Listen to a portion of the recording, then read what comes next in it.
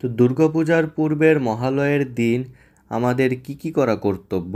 প্রথমত আমিষ আহার বর্জন করে কৃষ্ণপ্রসাদ গ্রহণ করবেন। পিতৃপুরুষের মঙ্গল কামনায় শুদ্ধ ব্রাহ্মণ বা বৈষ্ণব সেবা দান করবেন। পিতৃপুরুষের উদ্দেশ্যে মৃৎপাত্রে কৃষ্ণপ্রসাদ প্রদান করবেন। ছাদে বা পুকুর পাড়ে প্রদান করবেন যাতে কাক গ্রহণ করতে পারে।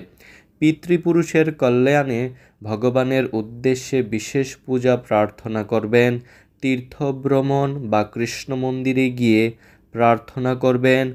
গয়া, বারাণসী, নবদ্বীপ বা মায়াপুরে গঙ্গায় পিণ্ডদান তর্পণ করবেন। এছাড়াও আপনারা এই দিন হরিনাম জপ কীর্তন করবেন। শ্রীমদ্ ভগবদ্ গীতা যথাযথ শ্রীমদ্ ভাগবত গ্রন্থ অধ্যয়ন করবেন। গু সেবা, গাভী মাতার সেবা পরিচর্যা করবেন।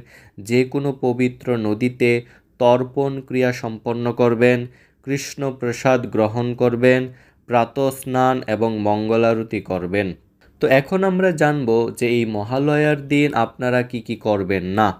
প্রথমত মাছ, মাংস, ডিম ইত্যাদি আমিষ আহার গ্রহণ করবেন না।